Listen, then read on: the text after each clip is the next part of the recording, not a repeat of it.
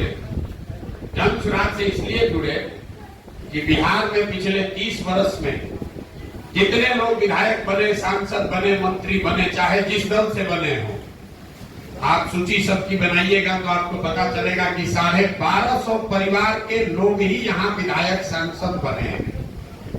जन सुराज से इसलिए जुड़े कि अगर आपके बाप दादा विधायक नहीं है, पैसे वाले नहीं है, लेकिन आप में समझ है, राजनीतिक चेतना है, जज्बा है, समझदारी है, तो जन सुराज वो प्लेटफॉर्म है जिससे जुड़कर आप राजनीति कर सकते हैं और समाज का नेतृत्व कर सकते हैं। जन सुराज से क्यों जुड़े? इसलिए जुड़े कि 30-35 वर्ष से यहाँ जो राजनीतिक बंधुआ मजदूरी चल रही है विकल्प के अभाव में, सब लोग कहता है भैया हमको पता है ये आदमी खराब है, लेकिन क्या करें, विकल्प नहीं है। विकल्प क्यों नहीं है? क्योंकि अकेले अकेले किसी व्यक्ति की हिम्मत नहीं होगी कि आप विकल्प बना लीजिए। कोई एक आदमी कभी हिम्मत करके खड़ा भी होता है तो समाज में आदमी हंसता है, कहता है प्रोफेसर साहब न चलने वाले हैं, बिहार नहीं चली, हाँ न चले। यहाँ कोई अच्छा आदमी हिम्मत करके खड़ा होता है तो कहता है ना इनका जात का तो संख्या नहीं है, कैसे जीतेंगे, ना जीत पाएंगे। कोई अगर भला आदमी खड़ा, राष्ट्रीय जनता दल, इस दल से लोग भाग रहे हैं, तो हम काहे जोरदार तरीके से उसका खंडन करें? आप इतना थे भाई, जन सुराज का आदमी को छोड़कर भाग नहीं रहा है आरजेडी में। आरजेडी का आदमी, आइए तो इसका एग्जाम दिए हैं, पढ़े लिखे व्यक्ति हैं, आरजेडी का आदमी छोड़कर भाग रहा है जन सुराज में, तो घबराहट किसको होनी चाहिए? उनको ना होना चाहिए। आप काहे घबरा? मीडिया में सब बात, छोड़िए ना मीडिया के बात, आप अपना सत्य का रास्ता पकड़े रहिए। सत्य की एक अपनी ताकत है, आप नहीं ना बीती तो फिर काहे घबरा रहे? मैं जीवन देखिए ऐसा है, जो लोग यहाँ राजनीति तो थोड़ा बहुत भी समझते हैं, राजनीतिक सामाजिक जीवन से जुड़े रहे हैं, बीजेपी और जदयू यहाँ सत्ता वाले दल है, उन दलों से लोग छोड़कर एक ऐसे अभियान में जुड़ रहे हैं जो अभी दल बना भी नहीं है। ऐसा कभी हुआ है? भाई लोग तो सत्ता वाले दल में रहता है।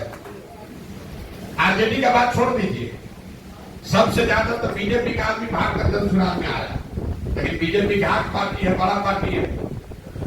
आरजेडी वालों को घबरा के तुरंत चिट्ठी लिख दिया, बीजेपी वाला फोन करके बता रहा है भाई मत जाओ मत जाओ।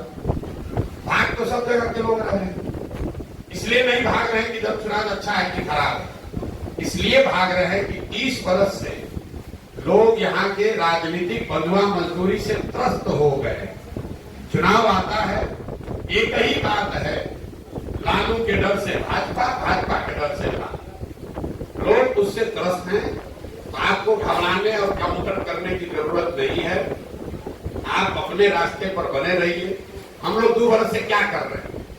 किसी का ही धरना प्रदर्शन नहीं किए, बिहार बंद चक्का जाम नहीं किए, किसी का पुतला नहीं फूके, चुपचाप खाली गांव में 10 आदमी 15 आदमी पैदल चल रहे हैं।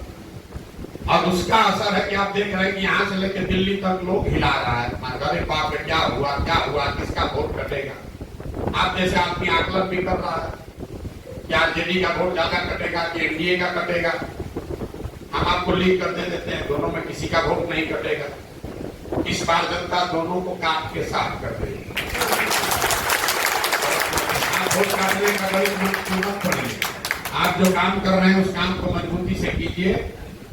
पदयात्रा प्रशांत किशोर के तर्कस का पहला और अंतिम हथियार नहीं है। पदयात्रा पहला और अंतिम हथियार नहीं है।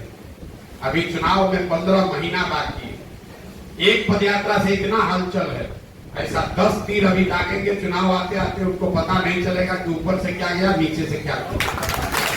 आपको नहीं मालूम। अभी हम चुनाव लड़ा कहाँ रहे? अभी तो हम खाली गांव गांव घूम रहे हैं, चुनाव तो लड़ाना शुरू नहीं किए।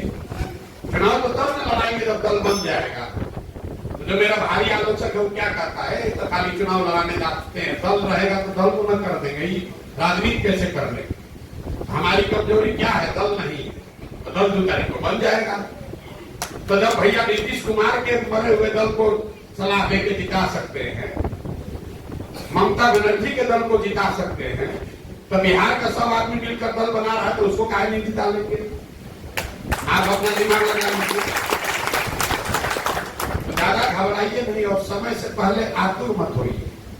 चुनाव तो उसी समय न होगा कि बिहार में आदमी को घबराने का आदत है। रेलवे स्टेशन पर जाते हैं, सुन लिए कि प्लेटफॉर्म 3 नंबर से गाड़ी खुलेगी, फिर पुल पर चढ़ के पूछेगा भैया 3 नंबर से न खुलेगा, फिर वहां से सीढ़ी पकड़ के नीचे उतरे, गाड़ी खड़ी है, फिर भी बगल में पूछना भैया 3 नंबर से इसी से न खुल रहा है। अरे भाई जब सुन के आए हो कि 3 नंबर से खुलेगा तो 3 नंबर से न खुलेगा। बिहार में आके आपको मैसेज भेजता है मोबाइल पर और फिर फोन करता है भैया मैसेज भेजे हैं पढ़ लीजिएगा। अरे भाई जब तुम मैसेज भेजे ही हो तो पढ़िए देंगे, और अगर नहीं तुमको फोने करना था तो फोने कर लेते, मैसेज काहे भेजे होंगे? ठीक है ना? आप मतलब ऊपर बढ़िए, कहाँ फंसे हुए हैं काउंटर करने के चक्कर में। बीटी में इसी में वो प्रशांत किशोर कोई दल नहीं बना रहे। आप जैसे हजारों लाखों लोग जो पिछले 2 बरस में इस व्यवस्था से जुड़े हैं, तो ये पब्लिक का कार्यक्रम नहीं है। जो लोग जुड़े हुए हैं और इस व्यवस्था में पदाधिकारी हैं, यूथ क्लब चला रहे हैं, वाहिनी के मेंबर हैं, डिजिटल से जुड़े हुए हैं, कुछ न कुछ जिम्मेवारी वाले पद पर जो लोग हैं, जिला कमेटी में है, प्रखंड कमेटी में है, पंचायत में है, अभियान समिति में है, ये सारे अलग अलग धड़े में बहुत सारे लोग जुड़े हुए हैं। तो जो मैं आप सुन रहे हैं, मैं बोल रहा हूं कि 1 करोड़ लोग इस व्यवस्था से 2 तारीख तक जुड़ेंगे, लेकिन 1 करोड़ की व्यवस्था को चलाने के लिए कोई 4.5 लाख लोग अलग अलग जिम्मेवारियों वाले पद पर हैं।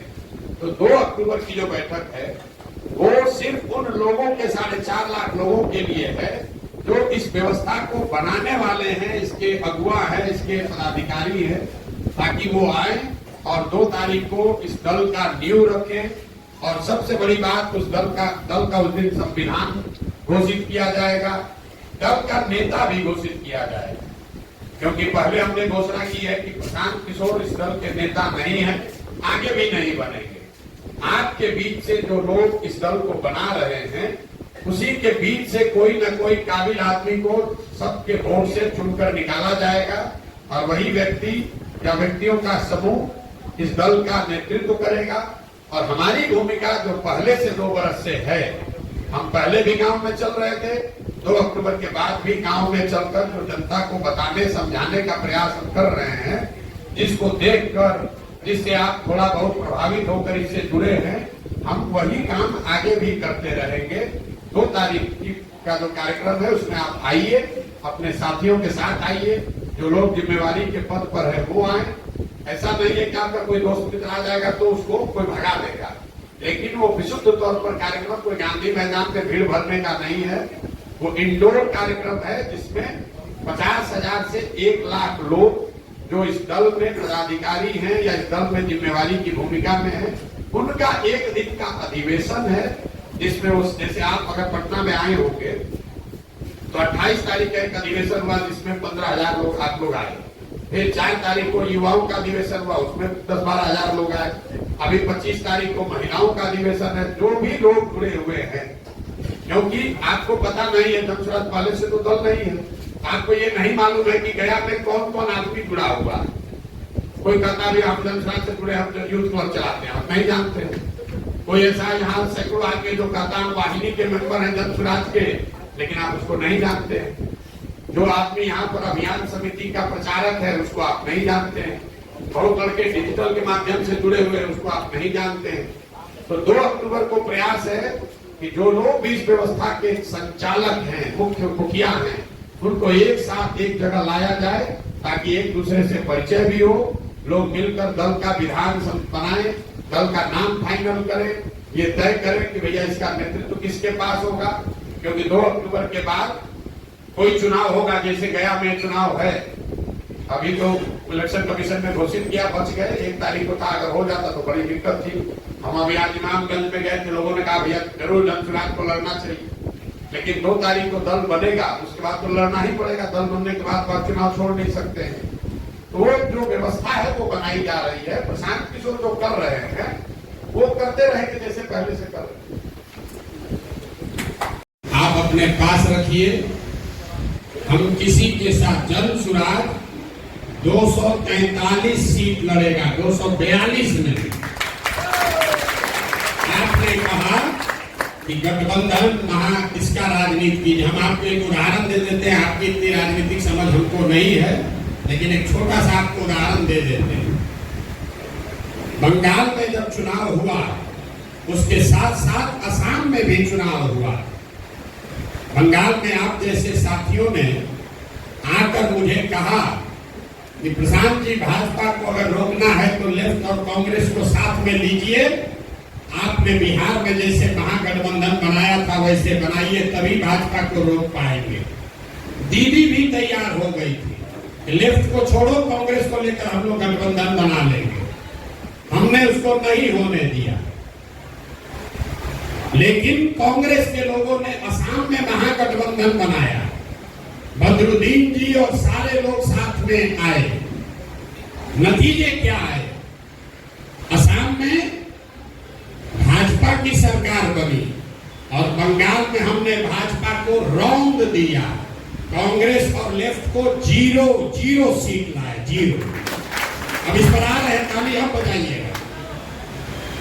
बंगाल में 27% मुसलमान है, असम में 38% मुसलमान है। 38% आबादी वाले असम को आपके राहुल गांधी महागठबंधन बनाकर नहीं जीत पाए, और 27% मुसलमानों वाले बंगाल को हम 48% वोट लाकर जीते हैं। क्योंकि हमने मुसलमानों के वोट के नाम पर नहीं जीते हैं। हमारा फॉर्मूला है minority of majority and majority of minority. मतलब 2/3 मुसलमान और 1/3 हिंदू, अगर इसको साथ ले लोगे तो आपको वोट मिलेगा 40-45%। और अगर सब मुसलमान का वोट लेने के लिए गठबंधन बनाइएगा तो मुसलमान का वोट तो पूरा मिल जाएगा, लेकिन हिंदू का वोट छप जाएगा। तो बंगाल में हमने 1/3 मुसलमानों का वोट बंटने दिया। आपको कैमरे पर कह रहे हैं, यहाँ आप ओवैसी जी से घबराते हैं, वहां आईएसएफ लड़ा, कांग्रेस लड़ी, लेफ्ट लड़ा, तीनों गठबंधन में थे। मीडिया ने लिखा मुसलमानों का वोट बट रहा है। हमको खुशी हुआ, बढ़िया है, बटने दो। मुसलमान का 1/3 वोट गया उधर, लेकिन 2/3 वोट रहा टीएमसी के साथ, और 1/3 हिंदुओं का वोट हमको मिल गया। 1/3 मुसलमान का वोट गया तो हमारा नुकसान हुआ 5% का, और 1/3 हिंदू आया तो वोट मिला 21%। तो 5 दिए और 21 लिए, वोट आया 48%। फॉर्मूला मत लगाइए। जैसे ही सोचिएगा कि सब मुसलमान का वोट इकट्ठा कर ले, तो सामने वाला हाथ में चूड़ी पहन के नहीं बैठा है, वो भी ये कहता है कि अरे भाई सब मुसलमान एक हो गया है, अब तुम लोग भी एक हो जाओ, तो फिर हार जाइएगा। बिहार में जो लोग भाजपा को वोट दे रहे हैं, वो क्यों दे रहे हैं? वो भाजपाई नहीं है। आप लालू जी को वोट क्यों देते हैं? भाजपा के डर से देते हैं। वैसे ही बिहार में भाजपा को जो लोग वोट दे रहा है, उसमें ज्यादातर लोग भाजपाई नहीं है, वो लालू जी के डर से उसको वोट देता है। अगर हम लालू जी से गठबंधन करेंगे कांग्रेस से, तो सारा लोग फिर लालू के डर से भाजपा को वोट दे देगा। तो आप ही खाली बंधुआ मजदूरी में नहीं फंसे हैं। यहाँ का सवर्ण समाज, यहाँ का अति पिछड़ा समाज, वो भी इसी डर से बैठा है। जितना डर आपको भाजपा से लग रहा है, उतना ही डर उसको लालू जी से लगता है। तो दोनों का डर खत्म हो, इसके लिए जरूरी है कि तीसरा विकल्प बनाया जाए, ताकि कोई किसी से न डरे, योग्यता के आधार पर वोट पड़े।